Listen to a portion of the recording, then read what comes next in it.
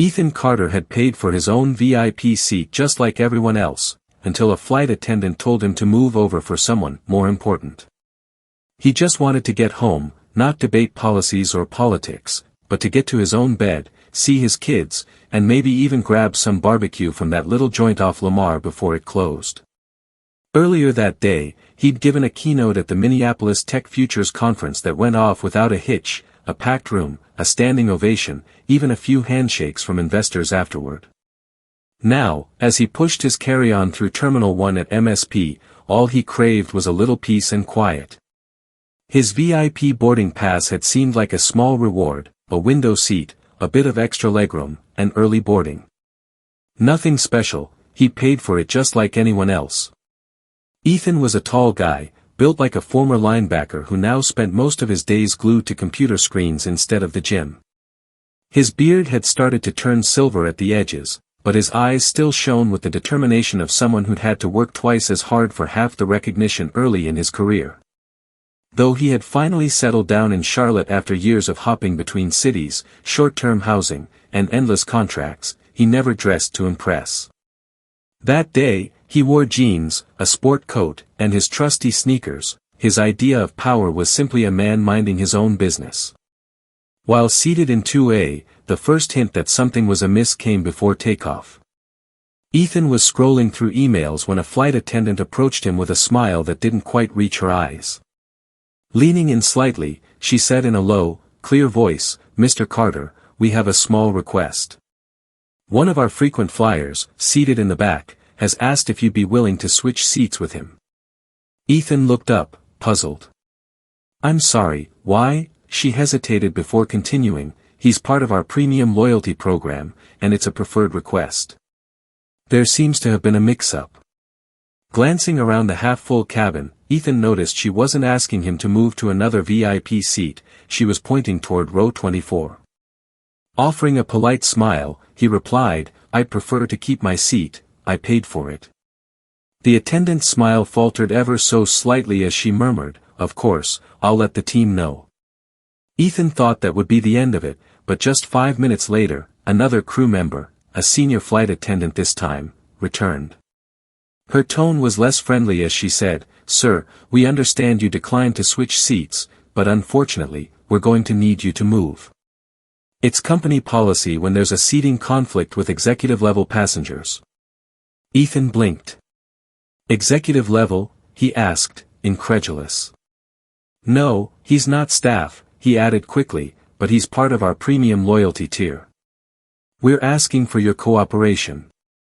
Keeping his voice steady, Ethan replied, "I booked and paid for this seat days ago. There wasn't any mention of a conflict until now." Passengers nearby began to murmur as she repeated quietly, "Sir, we can offer you a complimentary drink and a $75 travel voucher for the inconvenience." Ethan's chest tightened. He was being asked to move because someone was deemed more important by the airline. There was no argument from the attendant, just a curt nod and a quick departure. Then, barely 5 minutes later, a third crew member appeared with a small clipboard and a forced smile, offering no explanation or eye contact, just stating, "Mr. Carter, please gather your things. You've been reassigned to seat 24B." Ethan's heart sank as he stared at the seat he'd paid for. His chest tightened, not with anger, but with disbelief. No apology, just cold, procedural indifference. Slowly, he stood up. Every step he took down the aisle was punctuated by the sound of shifting bags and furtive glances from nearby passengers. Some pretended not to notice, while others whispered among themselves. A younger woman in 12C murmured, "That's not right," and an older gentleman offered a sympathetic nod, perhaps out of guilt. Ethan said nothing as he placed his bag in the overhead bin above 24B, took his seat, and stared out the window. Behind him, a smartphone camera kept rolling. Seat 24B was squeezed between a young man in basketball shorts and an elderly woman who kept asking if this was the flight to St. Louis. Ethan remained silent, his eyes fixed ahead, trying to contain the storm of emotions that threatened to rise. He'd experienced worse indignities in life, rudeness, bias, disrespect, but something about this felt different. It wasn't just a minor inconvenience, it was a public humiliation, all orchestrated with the cold efficiency of corporate procedure. The man who took his original seat, in his late 40s wearing business casual attire, a salt-and-pepper-haired fellow in a tan polo with tags still visible, never once glanced back. Ethan couldn't help but notice that the man exuded a confidence that said he always got what he wanted, no matter who it inconvenienced. Ethan pulled out his phone, not to tweet or call, but simply to distract himself. As he scrolled, he could hear snippets of conversation from nearby passengers. "I think they moved that guy," someone said in a quiet murmur, while another remarked, "Yeah, I saw that. That was really messed up." He didn't respond, he wasn't ready to make a scene. All he wanted was to get home, yet as the plane taxied and began its slow climb, he sensed a subtle shift in the atmosphere, a quiet tension that rippled through the cabin. Meanwhile, 2 rows ahead, a 16-year-old named Janie Ruiz was editing the video on her phone. Visiting her aunt in Charlotte, she hadn't planned to record at first, it was just for fun, a snippet for her social media story. But when the flight attendant leaned in and made that request, something compelled her to hit record. With the in-flight Wi-Fi active, she uploaded the video to TikTok, captioning it simply, "He paid for it." No hashtags, no dramatic music, just raw footage. It spread like wildfire. Back in 24B, Ethan still hadn't checked his phone, trying his best to let the incident fade into the background as he thought about his daughter's upcoming science project, his son's basketball tryouts, and the shoes he promised his wife he'd fix. But soon, notifications began flooding in. 3 missed calls, 2 texts from his colleagues, "Man, you're trending," one message read. Ethan clicked on the link, and there he was on video, the moment the attendant said, "Company policy," the way he calmly replied, "I paid for this seat," every detail clear as day. Comments piled up, "Are we still doing this in 2025? This man handled it better than I would have, he deserves every dime back and then some." Other remarks praised his composure and questioned, "Why do we keep pretending this is okay?" Ethan locked his phone and leaned back. He wasn't angry, just profoundly surprised that his private humiliation had sparked such a public outcry. As the flight continued cruising, the man in 2A ordered sparkling water as if it were the most natural thing in the world, and the flight attendants became unusually cheerful, peppering him with jokes and offers of assistance. When Ethan finally checked his phone again, the notifications kept coming, calls, texts, emails from reporters, even a LinkedIn message from someone at the Chicago Tribune. Headlines blared, "Black passenger removed from VIP seat on Skyline flight sparks outrage, passenger downgraded mid-flight due to loyalty policy, airline scrambles for answers." Ethan didn't know whether to laugh or feel sick. It was surreal, watching his life unfold on someone else's phone, a private moment turned viral. Eventually, as the plane taxied toward the gate, Ethan noticed more stares than usual, a few passengers glancing over their shoulders, someone whispering on the phone. Janie, the teenager who'd filmed the entire incident, stood briefly, her face a mix of concern and curiosity. Ethan powered off airplane mode and braced himself as his phone buzzed relentlessly. A text from an unknown number read, "We're aware of your experience on Flight 624. A representative will be reaching out. We value your feedback." He didn't reply. Instead, he called a rideshare and waited on a bench near the pickup area, his eyes fixed on his own face on a stranger's phone screen. Within minutes, news of his ordeal exploded online. Breakfast shows, news websites, and Twitter threads filled with 20 comment debates. But it wasn't just the clip that had gone viral, it was the story behind it, the way an airline's loyalty policy had led to the public reassignment of a paid seat. The internet wasn't just angry, it was organized. Ethan woke up to 142 unread messages and 5 missed calls before even realizing it was morning. One call was from a local Chicago station, another came from a senior producer at a national morning show named Monique Glass, inviting him to speak. Groggy, he read an email from CNN with the subject, "Good morning from CNN, we'd love to speak with you today." He set his phone aside, brewed his coffee slowly, and tried to steady his shaking hands. He felt as if he were carrying a weight in his chest, all because he had refused to give up his seat. Meanwhile, Skyline Airlines' public relations team scrambled. They issued a statement early in the morning: "We are aware of the incident involving Mr. Carter on Flight 624. We hold our guests in the highest regard and regret any experience that does not reflect our values. We are conducting an internal review and will take appropriate actions." It didn't go over well. Thousands of comments poured in. One commenter asked, "Do you regret the experience, or the action? Where's the apology?" Others dug up older complaints against the airline, similar stories of passengers being downgraded without explanation. Back on the plane, as Ethan finally disembarked, a young man in a red hoodie approached him nervously. "Mr. Carter, Mr. Carter, I just wanted to say I saw the video. What they did wasn't right. Thank you for not yelling or causing a scene."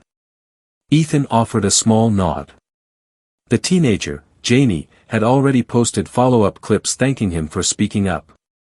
Soon, producers flooded his inbox with interview requests. Offers for travel, brand partnerships, and long-term collaborations came in, but Ethan declined most.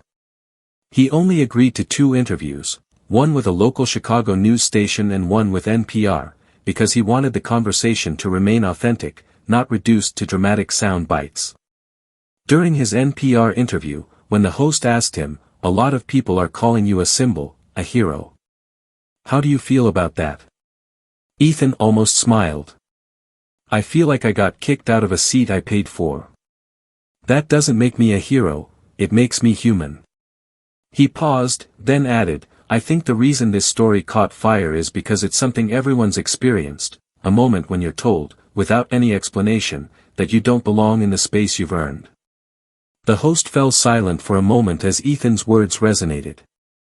Meanwhile, at Skyline Airlines headquarters in San Diego, tension was mounting. Executives held emergency meetings, legal counsel was summoned, and PR teams drafted and scrapped multiple statements. Some argued for a public apology, others worried it would admit too much fault. Stockholders were already panicking. Ultimately, what pushed them over the edge wasn't a lawsuit or a celebrity endorsement, it was the avalanche of everyday stories pouring in from people who'd been treated the same way. One anonymous flight attendant wrote, "I've been told to move before because someone spent more in loyalty points. I've hated myself for it ever since. I'm sorry this happened to you." Ethan read them all, and for the first time in a long while, he didn't feel alone. Soon after, he was invited to a roundtable hosted by the U.S. Department of Transportation. Representatives from multiple airlines were present, and when Ethan stood up to share his story, he didn't do it for sympathy. "I'm not asking you to like me, I'm asking you to listen," he said. "Because if you don't, this might happen again, and next time, it might not be caught on camera." A young staffer from another airline approached him afterward, whispering, "I've been in this industry for 3 years. We see this kind of thing more than we admit." Ethan nodded, "Then what are you doing about it?" The staffer looked down, unable to answer, as Ethan realized he was no longer just a passenger, he was now a catalyst for change. Within days, Skyline Airlines issued a second statement, this time direct and unapologetically taking responsibility. "We sincerely apologize to Mr. Ethan Carter. Our internal investigation has confirmed that our protocol was misapplied, and we take full responsibility for the mistreatment he experienced on Flight 624. The crew involved has been terminated, and we are implementing new training procedures." Headlines soon blared, "Skyline fires crew following viral video," and "Passenger downgraded mid-flight sparks industry-wide change." In the following weeks, Ethan's life transformed. He received an email from Carlton Drew, a senior director at Horizon Mobility Group, the parent company of several major U.S. airlines, inviting him to consult on customer equity and internal accountability. At first, Ethan wasn't interested. He didn't want to be the face of a new campaign or sign up for endless photo ops. But curiosity got the best of him, and after a brief phone call with Carlton, where Carlton admitted, "That's what we're still trying to figure out," Ethan agreed on one condition: every session must begin with anonymous, recorded testimonies from real passengers and crew, raw and unedited. Carlton agreed, and soon enough, Ethan found himself sitting in a boardroom in Dallas, surrounded by a dozen suited executives and whiteboards filled with stats. One of them asked if he thought the public had overreacted. Ethan's response was calm and clear: "No, I think people were just waiting for an example, a chance to see that if you pay for your seat, you deserve to keep it." Over the next month, Ethan helped draft what became known as the Seat Fairness Framework, a straightforward policy that limited involuntary seat changes regardless of loyalty tier. It was eventually adopted by 2 other airlines and even cited in an FAA policy review. Ethan didn't become rich from it. He still wore his old watch and drove the same hybrid sedan with its squeaky AC, but every now and then he received a letter from someone grateful, a high school teacher in Missouri, for instance, who showed his interview to her students when discussing how small actions can lead to big changes. He kept that letter taped inside his desk as a reminder. Ethan never sought fame or a tour, he returned to his work and his family. The next time he flew, this time in Seat 1C on a quiet flight to Sacramento, no one even asked him to move. A flight attendant stopped by with a smile and asked, "Anything I can get you before takeoff, Mr. Carter?" He looked out the window for a moment before replying, "No, thank you, I'm good right here." Because sometimes, sitting still is the most powerful thing you can do. Over the following months, Ethan's story resonated far beyond the airplane. His experience sparked a nationwide conversation about airline policies, customer rights, and the hidden power of ordinary people standing up for themselves. One day, as he sat in his hotel suite sipping coffee, he received a call from Monique Glass, a senior producer at a national morning show. Though he was tired and weighed down by the recent events, Ethan agreed to share his side, on his own terms, without any theatrics. In interviews, he explained that he wasn't seeking free tickets or revenge, he was simply speaking the truth about how it felt to be pushed aside because someone else had more loyalty points. "I don't want anyone to experience that humiliation," he said softly. His authenticity struck a chord with the public. Overnight, he became a symbol not of defiance, but of the quiet dignity of standing up for your rights. Meanwhile, inside Skyline Airlines, executives were scrambling. They held emergency meetings, drafted multiple statements, and even dug into old complaints. Eventually, the combined weight of public outrage and internal dissent forced them to change their practices. New policies were introduced, and even rival airlines like Delta, JetBlue, and Southwest began to reevaluate their own seat reassignment procedures. At home, Ethan's life slowly returned to normal, almost. His wife, Leona, would often ask him gently, "Why did they make you move?" When their 11-year-old daughter, Ari, inquired one night about why the airline had prioritized another passenger over him, Ethan would sigh and reply, "They thought the other guy was more important." But that's what they believed, and sometimes, if no one speaks up, people keep believing things that aren't right. He didn't want to be a hero, he just wanted fairness. Then came an unexpected twist. A few weeks later, Carlton Drew called him again, this time inviting him to join a leadership board on customer equity and internal accountability, an opportunity to help shape policy from the inside. Ethan hesitated, not wanting to be a brand, but he agreed on the condition that every session begin with unfiltered testimonies from passengers and crew. With that promise, Ethan began contributing to what would become a nationwide shift in airline practices. Soon after, a group of like-minded individuals in his neighborhood formed an organization called Loyal Paws United, dedicated to helping mistreated passengers and abandoned pets alike.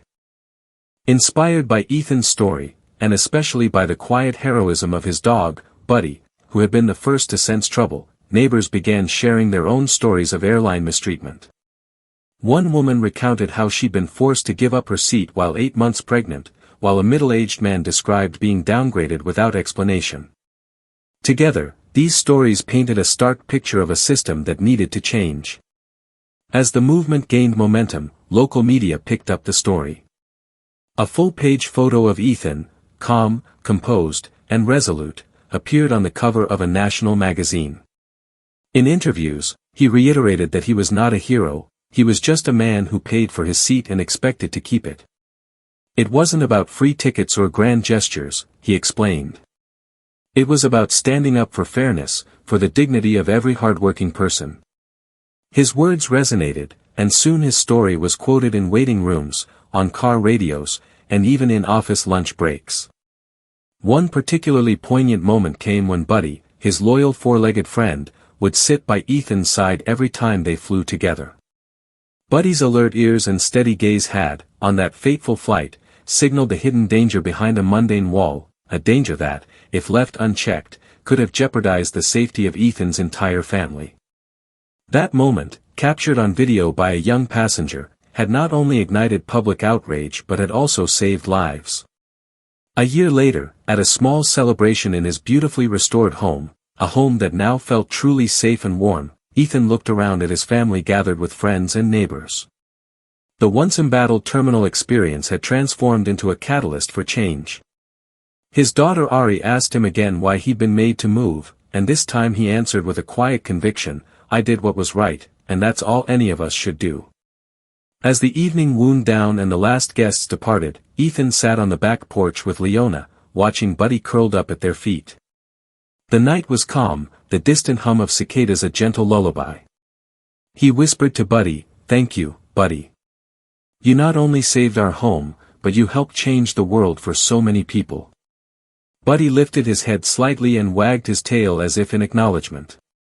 Ethan's story, once just a personal moment of frustration on a crowded airplane, had blossomed into a nationwide movement for fairness and accountability in air travel.